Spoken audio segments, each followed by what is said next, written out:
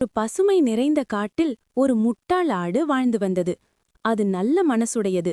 ஆனால் யாரை நம்ப வேண்டும், யாரை நம்பக்கூடாது என்பதை கவனிக்காமல் எளிதில் ஏமாந்துவிடும். அந்த காட்டில் ஒரு புத்திசாலி நரி வசித்தது. அது தனது புத்தியை பயன்படுத்தி மற்ற விலங்குகளை ஏமாற்றி வாழ்ந்து வந்தது. ஒருநாள் ஆடு புல்லை மேய்ந்து கொண்டிருந்தபோது நரி அருகில் வந்தது. நண்பா, இந்த காட்டின் மறுபுறம் தங்கப் புல் வளர்கிறது. அதை மேய்ந்தால் நீ மிகுந்த வலிமையாகி விடுவாய் என்று இனிமையாக சொன்னது. ஆடும் நரியின் வார்த்தைகளை நம்பியது. அங்கே எப்படி போவது என்று கேட்டது. நரி சிரித்துக்கொண்டு, இந்த ஆற்றை கடந்து சென்றால் போய்விடலாம், நான் வழிகாட்டுகிறேன் என்றது. ஆற்றின் ஓரத்தில் நின்றபோது நீர் ஆழமாகவும் வேகமாகவும் ஓடிக்கொண்டிருந்தது. ஆடு சிறிது பயந்தது. ஆனால் நரி, பயப்படாதே, நான் தினமும் இங்கேயே குளிப்பேன் என்று பொய் சொன்னது.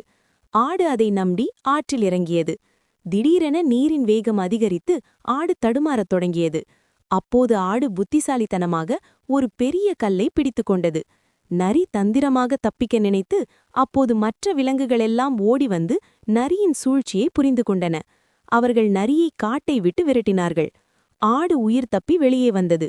அன்று முதல் அது ஒரு பாடம் கற்றுக்கொண்டது. எல்லோரினதும் வார்த்தைகளை உடனே நம்பாமல் சிந்தித்துப் பார்க்க வேண்டும் என்று.